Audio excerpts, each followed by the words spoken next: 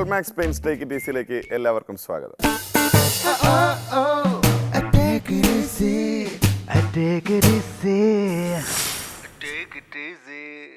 Bank of ഇംഗ്ലണ്ടിന്റെ 1 കോടി രൂപ ലോട്ടറി അടിച്ച ഒരാളും ആ പൈസ വാങ്ങാൻ വേണ്ടി കൂടെ പോകുന്ന ഒരു സുഹൃത്തുമാണ് ഇന്നത്തെ വാൾമാക്സ് പെയിൻസ് ടേക്ക് ഇറ്റ് ഈസിയിൽ. ലോട്ടറി മറ്റേ 1 കോടി എന്ന് പറഞ്ഞൊരു മെസ്സേജ് വന്നു. സ്വന്തം സുഹൃത്തിന് ലോട്ടറി അടിച്ചത് 1 കോടി രൂപ കിട്ടുമല്ലേ? സാറേ 1 ലക്ഷം വാങ്ങിച്ചില്ലേ? 1 കോടി അങ്ങോട്ട് തരയില്ല. ഇത് ചുമ്മാ തരാണോ നിങ്ങൾ 1 കോടി? ഒരു 15 ലക്ഷത്തിന്റെ ചെക്ക് സുഹൃത്ത് സൈൻ ചെയ്യും. ഇത് ജീവിതം, ഇത് ഗവൺമെന്റ്. ഹലോ, ഒരേ കോളേജിൽ ഒരുമിച്ച് പഠിച്ചിരുന്ന 2 സുഹൃത്തുക്കളാണ് ഇന്നത്തെ വാൾമാക്സ് പെയിൻസ് ടേക്ക് ഇറ്റ് ഈസിയിൽ അതിഥികളായി എത്തിയിരിക്കുന്നത്. അവരെ നമുക്ക് വേദിയിലേക്ക് സ്വാഗതം ചെയ്യാം.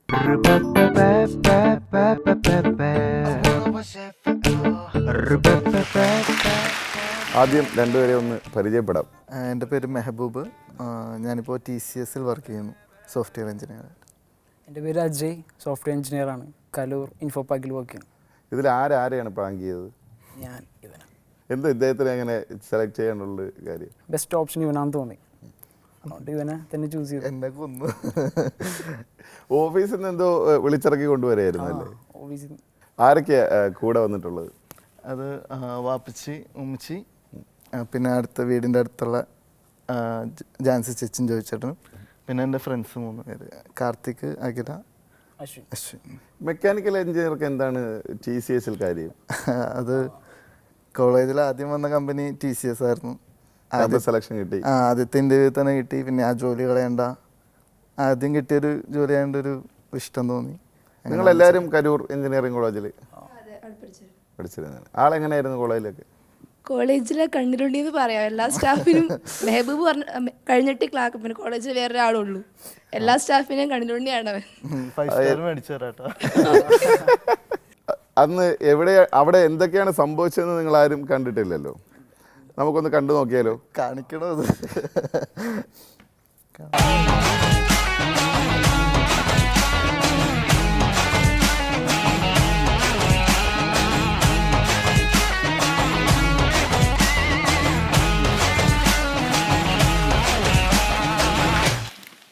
ലോട്ടറി മറ്റേ 1 കോടി എന്ന് പറഞ്ഞൊരു മെസ്സേജ് വന്നു.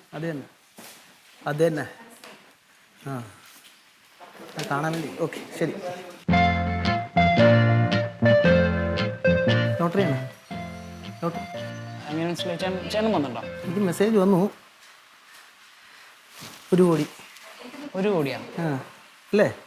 അതെ, അതെ. ഇതാണോ മെസ്സേജ്? നോക്കി, ഇമെയിൽ ID ഇങ്ങനെയാണോ? അതെ. ഈ ഒരു മെസ്സേജ് വന്നേ. അപ്പോൾ ഞാൻ എന്നിട്ട് ഇവരൊന്ന് കോൺടാക്ട് ചെയ്ത് നോക്കി. നമ്മുടെ മെയിൽ ID 1 എന്ന് പറഞ്ഞിട്ട് 1.5 കോടി. എന്താണ് നിക്ക് മാൻ? ഇല്ല, ഞാൻ അവരെ വിളിച്ചു. എന്നിട്ട് എടാ ഇത് സീരിയസ് ആണ് മാൻ, ഇത് ജെന്യുവൻ ആണ്. ബാങ്ക് ഓഫ് ഇംഗ്ലണ്ട് എന്നൊക്കെ അവർ വിളിച്ചു പറഞ്ഞു. എന്നെ കുറെ വിളിച്ചു വന്നിട്ട്. അപ്പോൾ ഇവിടെ വരാനാ പറഞ്ഞത്.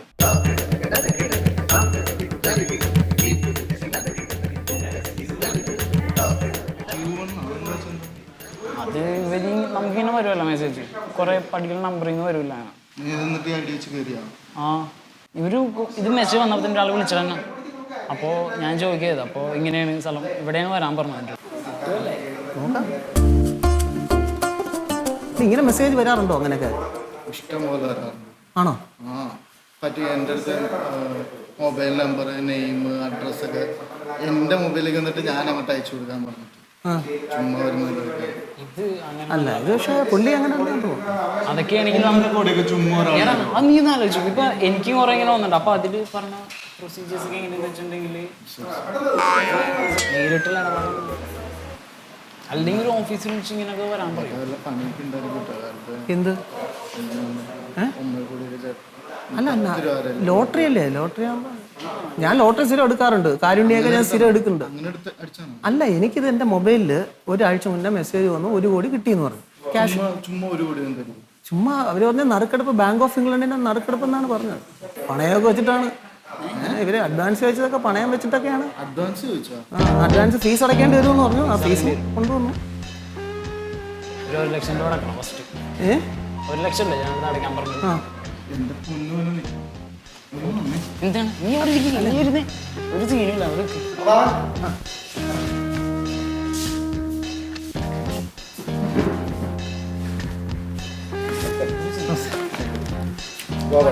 മോർണിംഗ്. ഫോർമാലിറ്റി അറിയാമല്ലോ. അപ്പൊ അല്ല, എനിക്ക് കുറച്ച് സംശയമുണ്ട്. അല്ല ഇത് എടാ പറ്റിപ്പങ്ങനെയൊന്നും അല്ല എന്ന് വെച്ചാൽ ഇന്നത്തെ കാലത്തെ നിങ്ങൾക്ക് ബോർഡ് വെച്ചോണ്ട് ബാങ്ക് അക്കൗണ്ട് ബോർഡ് വെച്ചോണ്ടിരിക്കാൻ ഇന്ത്യൻ റൂൾസ് അങ്ങനെ ഇല്ല. ആ ഈ ആൾക്കാർ തള്ളിക്കയറ്റം ഉണ്ടാവും. എല്ലാവർക്കും സമ്പന്നമാകണമെന്ന് ആഗ്രഹം ഉണ്ടല്ലോ.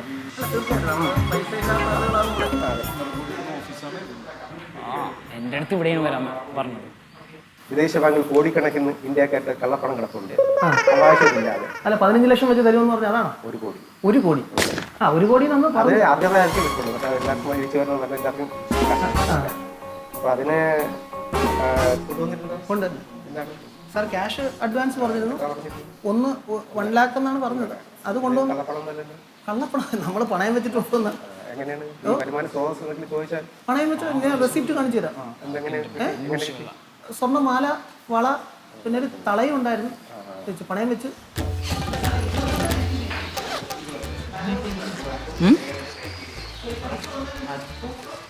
ഒരു സീനുള്ള ഡൂഡ്. കാശ് കിട്ടിയ നമ്മ ഗോ.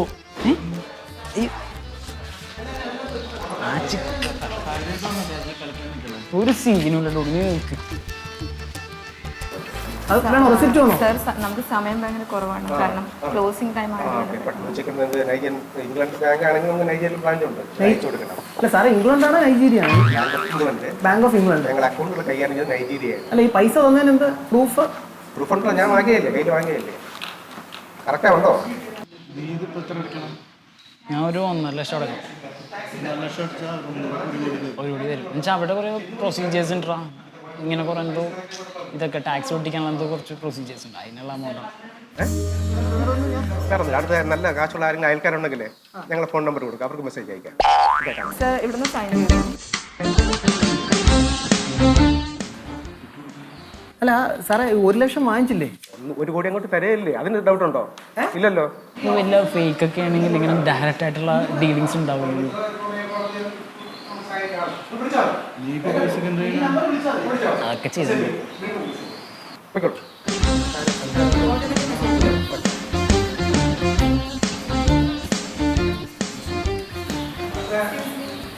അതെ, ഒന്ന് വിശദമായിട്ടൊന്ന്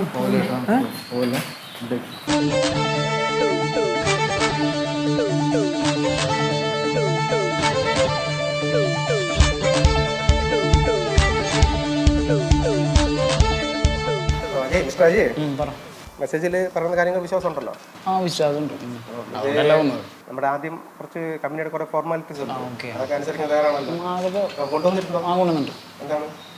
ക്യാഷ് ആയിട്ടാണോ ചെക്ക് ആയിട്ടാണോ? ക്യാഷ് വേണം, ചെക്ക് വേണം. ഓക്കെ. ആ അപ്പം എടുക്കും.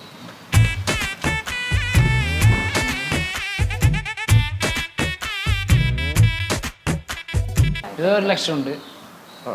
കറക്റ്റ് ഉണ്ടോ? 1000-ൻ്റെ ആണോ? 1000-ൻ്റെ. Okay, thank you. ചെക്ക് കൊണ്ടുവന്നിട്ടുണ്ടല്ലോ. ആ ചെക്ക് കൊണ്ടുവന്നിട്ട്. ഈ ക്യാഷ് എങ്ങനെയാ ഒപ്പിച്ചത്? വീട്ടുകാർ അറിഞ്ഞോ? അതൊന്നും വീട്ടിലൊന്നും അറിഞ്ഞല്ല. ഇത്തിരി പലിശക്ക് എടുക്കാം. കൊടുക്കാൻ പ്രശ്നം ഉണ്ടായിട്ട് നമ്മുടെ ബാങ്ക് ഒരു സീനും. ആധാർ എന്തെങ്കിലും കാർഡ് പ്രൂഫ് ആ എൻ്റെ പ്രൂഫ് ഉണ്ട്. കോപ്പി എടുത്തോളേ. സമയം കിട്ടിയില്ലേ. ചെക്ക് പിന്നെ എത്ര വേണ്ട? ചെക്ക് ഒരു 15 ലക്ഷത്തിൻ്റെ ചെക്ക്. അപ്പൊ നിങ്ങൾ ഇങ്ങനെ കാശ് എങ്ങനെ 1 കോടി എങ്ങനെ കളക്ട് എന്ത് ചെയ്യാൻ ഉദ്ദേശിക്കുന്നു? 1 കോടി 1 കോടി എന്ത് ചെയ്യാൻ ഉദ്ദേശിക്കുന്നു? പ്ലാൻസ് ഉണ്ട്. 1 കോടി കിട്ടിയിട്ടുണ്ടെങ്കിൽ എന്താണ് ചെയ്യാൻ പോകുന്നത്? കുഴപ്പമില്ല. അതല്ല, ഈ നല്ല കാര്യങ്ങൾ ചോദിക്കാൻ വേണ്ടിയാണ് ഈ 1 കോടി തരുന്നത്. ഇത് ചുമ്മാ തരാണോ നിങ്ങൾ 1 കോടി? അല്ല, നമ്മുടെ ഒരുപാട് കള്ളപ്പണം വിദേശത്ത് കിടക്കുന്നുണ്ട്. അതിൽ സെലക്ട് ചെയ്ത് 3 കോടി ജനങ്ങളിൽ നിന്ന് ഒരു 10 പേര് സെലക്ട് ചെയ്യും. അവകാശമില്ലാതെ ഇഷ്ടംപോലെ ബാങ്കിലെ ഒരുപാട് കള്ളപ്പണം കിടക്കുന്നുണ്ട്. ഇത് പാവപ്പെട്ട ജനങ്ങളിൽ എത്തിക്കുക എന്നാണ്. ഈ കാശ് കൊണ്ട് എന്താ ചെയ്യാൻ ഉദ്ദേശിക്കുന്നത്? ഞങ്ങൾക്ക് ഗോവക്കൊരു ട്രിപ്പ് പോകണം. ഗോവക്കൊരു ട്രിപ്പ് പോകണം. പിന്നെ കുറച്ച് കാശ് അങ്ങനത്തെ കാര്യത്തിൽ നിന്ന് ഈ ഇത് കഷ്ടപ്പെട്ട വിദേശ ഇന്ത്യക്കാർ കഷ്ടപ്പെട്ട പൈസ വെറുതെ ചെയ്തോളാം. എങ്ങനെ ചെയ്യും? എന്താ ചെയ്യാൻ? പ്ലാൻസ് പറഞ്ഞു. ഇത് അയാളും കാശ് കൊടുക്കാൻ വന്ന് നിൽക്കണ്ടല്ലേ. അയാളും കാശ് കൊടുക്കാൻ വന്ന് നിൽക്കണ്ടല്ലേ. എടാ അത് ഓഫീസിൽ ഇപ്പം ഞാൻ ഓഫീസിൽ പോകുന്ന ട്രിപ്പ് പോത്തിട്ടാ അവൻ നോക്കിയിട്ടും കാറിൽ നീ എവിടിക്കാൻ സത്യമാണോ എടുക്കാൻ? എനിക്കറിഞ്ഞില്ല. ഞാനിപ്പോൾ എനിക്ക് ചുമ്മാ ചേട്ടൻ ഇങ്ങനെ പണയത്തിന് എടുക്കാം. ഞാൻ പണയം വെച്ചാണ്. ഒരു സീനുള്ളത് നീ വന്നേ ഇരുന്നേ. അല്ല നിങ്ങളൊരു കാര്യം ചെയ്യും, എനിക്ക് മൊത്തം ചോദിക്കാൻ പറ്റില്ല. നിങ്ങളൊന്ന് മൊത്തം ചോദിക്കും. ചേട്ടൻ പൈസ കൊടുത്തല്ലേ ചേട്ടൻ നിങ്ങളെ വന്ന് ചോദിക്കുക. ഞാൻ ചോദിക്കല്ല, നിങ്ങളടുത്ത് എങ്ങനെ നിങ്ങളടുത്ത് എങ്ങനെ ചെയ്യുന്നത് നോക്കും. ചേട്ടൻ പോരാട്ടോ അവിടെ ഇരിക്ക്. ഞാൻ ഇരിക്കാം. സീന ആ ലോക്കർ ഒന്ന് പൂട്ടി വെക്കാം. സീന ലോക്കറൊക്കെ ഉണ്ട്.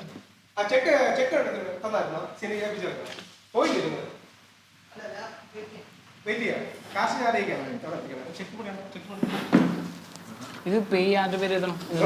പേര് പേരെഴുതണ്ട, ഞങ്ങൾ കമ്പനിക്ക് അയച്ചു കൊടുക്കുകയാണ്. പെട്ടെന്ന് ഒപ്പിടാതെ നിങ്ങൾ ഒപ്പ് മാത്രം ഇട്ടാൽ എമൗണ്ട് എടുക്കും. കമ്പനിയുടെ പേരെന്താ? ബാങ്ക് ഓഫ് ഇംഗ്ലണ്ട് എന്നാണ് നമ്മുടെ ഇത് പരസ്യപ്പെടുത്താൻ പറ്റില്ല. ബാങ്കിന്റെ ഇത് ബാങ്കിന്റെ അംഗീകാരം. നമുക്ക് ലോട്ടറി പോലെയാണ്. നമുക്ക് 1 കോടി അടിച്ച് സർക്കാർ എത്ര തരും? 65 ലക്ഷം രൂപ തരും. ടാക്സ് പിടിക്കുമല്ലോ. ഇത് ഞങ്ങൾ പാപങ്ങൾ കുറെ തുക കളക്ട് ചെയ്യും, അർഹതപ്പെട്ട് തിരിച്ചു കൊടുക്കും. പിന്നെ നമ്മുടെ ഇത് കൈപ്പറ്റിയതായിട്ട് ഒരു ജാമ്യക്കാരൻ്റെ ഒപ്പും കൂടി വേണം കേട്ടോ. എന്തെങ്കിലും കുഴപ്പമുണ്ടെങ്കിൽ ഈ പൈസ തിരിച്ചു വേണമെന്നാലും പ്രശ്നം വല്ലതും ഉണ്ടാക്കുമോ? ഓക്കെ 1 കോടി തിരിച്ച് അങ്ങോട്ട് തന്നാൽ മതിയല്ലോ. ഓക്കെ അത് ഞങ്ങൾ അറിയിക്കാം. ഇത് ഫോണിൽ കൂടി 1 കോടി നമ്മൾ കളക്ട് ചെയ്യുമ്പോൾ നിങ്ങളുടെ ഫോണിൽ കൂടി വിളിച്ച് അറിയിക്കുന്നതായിരിക്കും.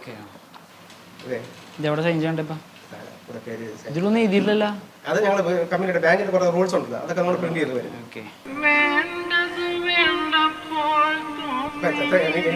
നമ്മുടെ കമ്പനിക്ക് എന്തൊക്കെ തന്നിട്ടുണ്ട്? 1.5 ലക്ഷം രൂപ, 1.5 ലക്ഷം രൂപ, 15 ലക്ഷം ചെക്ക്. ഇത് എത്ര ദിവസം മാറാൻ പറ്റും? ഇതൊരു ഒരാഴ്ച. നമ്മളെ ഈ ബ്രാഞ്ചിൽ നിന്നും കൂടെ കാണുള്ളൂ. നമുക്ക് കോയമ്പത്തൂർ വരാൻ പറ്റില്ലല്ലോ. സുഹൃത്ത് സൈൻ ചെയ്യും. സൈൻ ഇട്ട മച്ചാ ഈ സൈൻ ഒരു ജാമ്യത്തിന് വേണ്ടി എടാ അയാൾക്ക് എനിക്ക് അറിയാൻ കൂടി പറഞ്ഞു. അയാൾ ഒപ്പിട്ടെന്നല്ലേ? അയാളെ വൈഫ് ഒന്ന് ഒപ്പിട്ടിട്ട് പോയോ? അവനവൻ കുരുക്കുന്ന കുരുക്കഴിച്ചെടുക്കുമ്പോൾ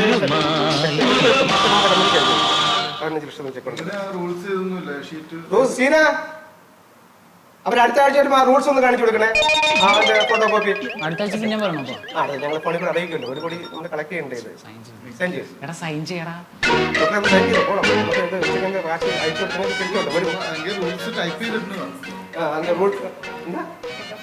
അതെ ഇത് സെൻഡ് ചെയ്യും. പെട്ടെന്ന് സെൻഡ് ചെയ്യും. നമുക്കൊന്നും സംസാരിക്കാനില്ല. സൈൻ ചെയ്യണേ.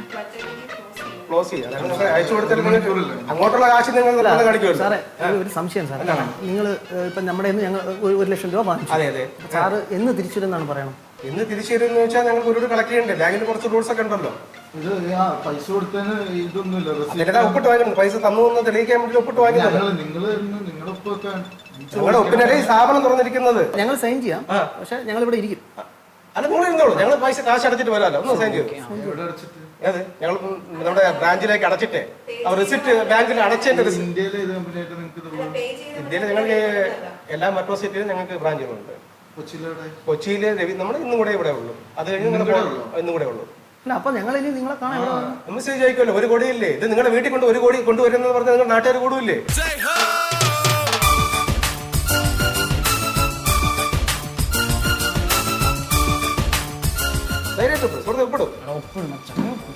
അവനവൻ കുരുക്കുന്ന കുരുക്കഴിച്ചെടുക്കുമ്പോൾ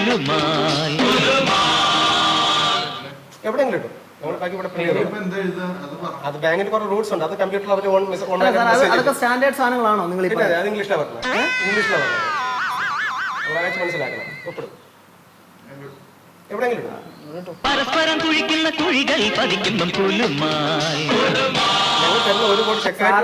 ഒറ്റ വാചകത്തിലെ വിശ്വാസത്തിലാണ് ഞങ്ങൾ. എന്നെ വിശ്വസിക്കാം, എന്റെ ബാങ്കിനെ വിശ്വസിക്കാം, എന്റെ ബ്രാഞ്ചിനെ വിശ്വസിക്കാം, എന്റെ സ്റ്റാഫിനെ വിശ്വസിക്കാം. ഞാൻ ബാങ്കിൽ അടച്ച എന്റെ രേഖ കൊണ്ട് തന്നെ. ഓക്കെ നിങ്ങൾ പൊയ്ക്കോളൂ. നിങ്ങൾ ആദ്യം ഇരിക്കണ്ട, എന്നെ പൊയ്ക്കോളൂ. ടൈപ്പ് ചെയ്യണം. അത് ബാങ്ക് മെസ്സേജ് നിങ്ങൾ പൊയ്ക്കോളൂ.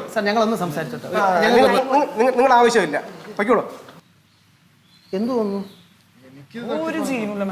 എനിക്ക് നമ്മള് പെട്ട ചുമ്മാ ഒരു മെസ്സേജ് വന്നിട്ട് ആരെങ്കിലും 1 കോടി തരും തരാന്ന് പറഞ്ഞില്ല ഇപ്പൊ. അല്ലെങ്കിൽ ഡാറ്റയുടെ ഡീലിങ്സ് ഉണ്ടാവില്ലല്ലോ.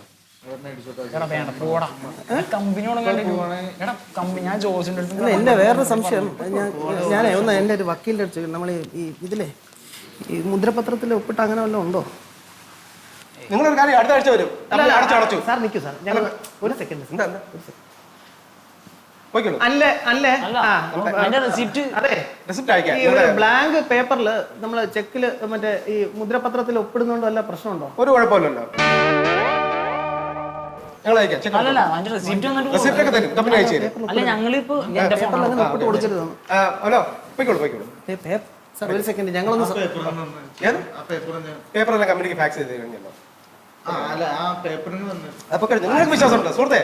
പോയിക്കോളൂ. ബ്രാഞ്ച് അടച്ചു. ഇല്ല അതിന്റെ അത് തന്നിട്ട് പോകണം. ഏത് എല്ലാം ബാങ്കിലേക്ക് അയച്ചു കഴിഞ്ഞു. അടുത്ത ആഴ്ച ഞങ്ങൾ എവിടെ ഉണ്ടെന്ന് അടുത്ത ആഴ്ച ഞങ്ങൾ അറിയിക്കുന്നതായിരിക്കും. മെസ്സേജിൽ ചിലപ്പോൾ കോയമ്പത്തൂർ വരും, ചിലപ്പോൾ ബോംബെയിൽ വരേണ്ടി വരും. പേപ്പർ ഒരു കുഴപ്പമില്ലല്ലോ. പേപ്പർ കമ്പനിക്ക് അയച്ചു കഴിഞ്ഞു. ഹലോ എഴുതിക്കണം. പൊയ്ക്കോളൂ. സീന എവിടെ പറഞ്ഞു വിടും, ബ്രാഞ്ച് അടച്ചെന്ന് പറയും.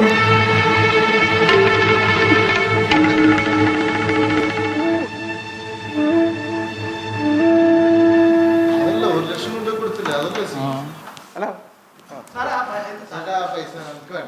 പൈസ ചേട്ടാ എന്നാ വേണ്ട, ഞങ്ങള് വേറെ എന്തെങ്കിലും വേറെ ഒന്നും ചെയ്യണ്ടില്ല. നിങ്ങൾ എന്നെ വിശ്വസിക്കാൻ, എന്റെ ബാങ്കിനെ വിശ്വസിക്കാൻ, എന്റെ ബ്രാഞ്ച് ഇല്ല വിശ്വസിക്കാൻ ആ കാശ് തിരിച്ചു ഞങ്ങൾ പോക്കോ. പേടിച്ച് പറിച്ചിരിക്കുന്നു. പശുവിനെ പറ്റി അത് സുഹൃത്തെ തരൂ. ഞങ്ങളെ വിശ്വസിക്കാം. ഇറങ്ങും. നിങ്ങളെ കമ്പനി അത് ഫാക്സ്, കമ്പനിക്ക് ഫാക്സ്. ഏത് സാധനമാണ് നിങ്ങൾ ഉദ്ദേശിക്കുന്നത്? കാശ് അയച്ചു നമ്മുടെ ഓഫീസിലെ ബാങ്കിൽ നമ്മുടെ സീന എന്ന് പറഞ്ഞ കുട്ടി. ഏത് സീന എന്ന് പറഞ്ഞ കുട്ടി നമ്മുടെ ബാങ്ക് കൊണ്ട് അടച്ചു. നിങ്ങൾക്ക് പോകാം. അടുത്ത ആഴ്ച മെസ്സേജ് അല്ല അതിന്റെ ഉള്ളിൽ കാശ് ഉണ്ടാവില്ല. ഒരു സ്ഥാപനത്തിൽ കയറി വന്നേ. എന്താണ് ഹലോ, ഇത് ബാങ്ക് അംഗീകാരത്തോടെ ചെയ്യുന്ന സ്ഥാപനമാണ്. നിങ്ങൾ വയലന്റ് ആവരുത്. പിന്നെ ഇത് അംഗീകാരം കാണിച്ച് ഇത്ര സ്ഥാപനം ഇരിക്കില്ല. സ്റ്റാഫ് വെച്ചിട്ടുണ്ട്, ഓഫീസുണ്ട്, ലാപ്ടോപ്പ് ഉണ്ട്, ഫോണുണ്ട്.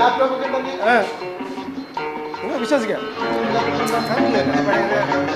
കാശ് ഓരോരുത്തർ അയക്കില്ലേ, അവരെ മെസ്സേജ് ഉള്ള പേപ്പർ അത് ഒപ്പിട്ട് വായിക്കണല്ലേ. സുഹൃത്ത് ഇറങ്ങും. നിങ്ങൾക്ക് സമയം അടുത്ത കുറച്ച് കസ്റ്റമേഴ്സ് പൈസ ഇല്ല. ഒരുപാട് ഒരു കാര്യം മനസ്സിലാക്കണം. ഒരുപാട് നല്ല കസ്റ്റമർ വരുന്നുണ്ട്. പ്ലീസ് ഫോൺ ചെയ്ത് വരാറുണ്ട്. ഞാൻ തന്നാ മതിയോ പൈസ?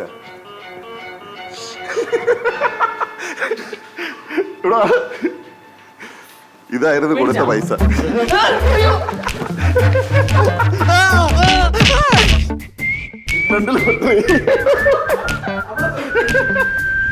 ഇതെല്ലാം ഞങ്ങളുടെ ആർട്ടിസ്റ്റുകളായിരുന്നു. കൂട്ടുകാരനെ സഹായിക്കാൻ വേണ്ടി കുറെ ശ്രമിച്ചു. ഞാൻ പൈസ കൊടുത്താൽ എനിക്ക് അന്തളിച്ചു. ഇവന്റെ കയ്യിൽ എത്ര 10 രൂപയ്ക്ക് ചായ പോലും മേടിച്ചു തരാത്ത ഇവന്റെ കയ്യിൽ 1 ലക്ഷം പിന്നെ പലിശയൊക്കെ എടുത്ത് പ്രണവ് എന്നൊക്കെ പറഞ്ഞപ്പോ ഞാൻ അന്തളിച്ചു. ഇത് ഇങ്ങനെ നമ്മൾ കണ്ടിട്ടില്ലല്ലോ ഈ മണി ചെയിനും ഇതൊക്കെ.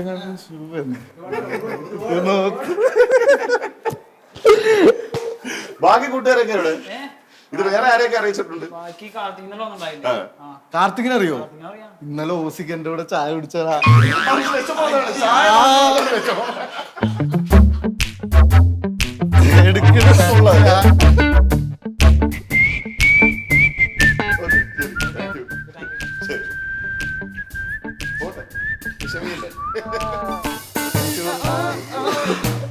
ഇങ്ങനെ എടുക്കല്ലേ നാളൊക്കെ.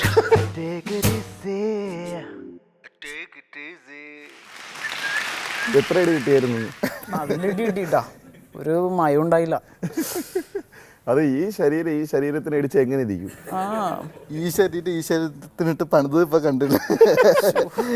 ഒന്ന് ബുദ്ധിപരമായ ആക്രമണവും മറ്റൊന്ന് ശാരീരികമായ ആക്രമണവും. സംഭവം അത് തട്ടിപ്പാണെന്ന് നമുക്ക് മനസ്സിലാവും. എങ്ങനെ മനസ്സിലായി എന്ന് പറഞ്ഞാൽ ബാങ്കിന്റെ ഒരു അറ്റ്മോസ്ഫിയർ, ഒരു പൈസ കൊടുക്കുന്നതൊന്നുമില്ല. പക്ഷെ ഇങ്ങനത്തെ ടേക്ക് ഇറ്റ് ഈസി ആണെന്ന് പിടികിട്ടിയില്ല. ഈ ആള് തട്ടിപ്പുകാരനാണെന്ന് എപ്പോഴും മനസ്സിലായി. ഏതാ എനിക്ക് ആ കയറി ഞാൻ ഇരിക്കുന്ന ആളെ ചെരുപ്പ് കണ്ടപ്പോ തന്നെ ബാത്റൂമിൽ പോലും ആരും ഇടാത്ത ഒരു ചെരുപ്പ്, പിന്നെ ഒരു ജീൻസ്, ബെൽറ്റ് ഒന്നും ഇടാണ്ട് ഒരു അലക്കാത്തൊരു ഷർട്ട്, തൊപ്പി, ഇതൊക്കെ കണ്ടപ്പോൾ തന്നെ എനിക്ക് ആളെ മനസ്സിലായി. ആള് ഒരു തട്ടിപ്പാണെന്നുള്ളത് മനസ്സിലായി. എങ്ങനെ ഉണ്ടായിരുന്നു കൂട്ടുകാരുടെ അഭിപ്രായം? ഇഷ്ടപ്പെട്ടു. നല്ല ഇതായിരുന്നു. കൂട്ടുകാരനെ വിട്ടുകൊടുക്കാൻ തയ്യാറല്ല? വിട്ടുകൊടുക്കാൻ നല്ല സത്യസന്ധമായിട്ടേ കാര്യങ്ങൾ ഇടപെട്ടു. കുറച്ചുകൂടെ കഴിഞ്ഞാൽ എനിക്ക് ഒന്ന് ഇടിച്ചതന്നെ അല്ലേ? ഇടിച്ച് ഞാൻ പിന്നെ നോക്കിയപ്പോൾ മേശപ്പുറത്ത് നോക്കിയപ്പോൾ മൊബൈലൊക്കെ ഇരിക്കുന്നുണ്ട്. പിന്നെ നോക്കിയപ്പോൾ ഇവൻ്റെ മൊബൈലായിരുന്നു, അതില്ലാതെങ്കിൽ അത് താഴെ ഇടായിരുന്നു എന്നൊക്കെ വിചാരിച്ചിരുന്നു. അന്ന് അവിടെ വെച്ച് പിന്നെ ചെക്കും എഴുതി കൊടുക്കുന്നുണ്ട്, ഒരു കെട്ട് പൈസ എടുത്തു കൊടുക്കുന്നുണ്ട്. അപ്പോഴെന്ത് തോന്നി? സത്യം ഞാൻ അപ്പോഴേ പറഞ്ഞില്ല, എനിക്ക് ഇവൻ്റെ കയ്യിൽ ഇത്രയും പൈസ ഉണ്ടെന്നുള്ള ഒരു ഇതില്ല. അത് കണ്ടപ്പോൾ ഞാൻ ശരിക്കും അടച്ചു പോയി, അവൻ പൈസ എടുത്തു കൊടുക്കുന്ന കണ്ടപ്പോൾ. പിന്നെ ഞാൻ ഇനിയൊരു സത്യം പറയട്ടെ, ഡോക്യുമെന്റിലായിട്ട് കള്ളയപ്പാ. അത് ഞാൻ ഇവിടെ വെച്ച് തുറന്ന് പറയണല്ലേ. കാര്യം ഇദ്ദേഹം ഒപ്പിട ഒട്ടും തയ്യാറല്ല. അവസാനം കൈ പിടിച്ച് വലിച്ച് അതിനകത്തുകൊണ്ട് മുദ്രപത്രത്തിൽ വെച്ച് അപ്പോൾ എന്തോ ഒരു ഒപ്പിട്ടു. എന്തായാലും കൊള്ളാം. കാരണം സുഹൃത്ത് ഒരു തട്ടിപ്പിന് ഇരയാകാൻ നേരം അവസാനം വരെയും യുദ്ധം ചെയ്ത് അതിനെ തടയാനുള്ള ശ്രമം നടത്തിയതിന് അഭിനന്ദനങ്ങൾ. ഈ സൗഹൃദം, നിങ്ങളുടെ എല്ലാ സൗഹൃദം ഇതുപോലെ ഒരുപാട് കാലം മുന്നോട്ട് പോകട്ടെ എന്ന് വാൾമാക്സ് പെയിൻറ്റ്സ് ടേക്ക് ഇറ്റ് ഈസിയുടെ പേരിൽ ആശംസിക്കുന്നു. Thank you. ടേക്ക് ഇറ്റ് ഈസിയുടെ വക ഒരു ചെറിയ സമ്മാനം രണ്ടുപേർക്കും കൂടി. ഇതുപോലെ നിങ്ങളുടെ ഒരു സുഹൃത്തിനോ കുടുംബാംഗത്തിനോ ഒരു സർപ്രൈസ് കൊടുക്കണമെന്നുണ്ടെങ്കിൽ ഞങ്ങളെ എഴുതി അറിയിക്കുക. ഞങ്ങളെ അറിയിക്കേണ്ട വിലാസം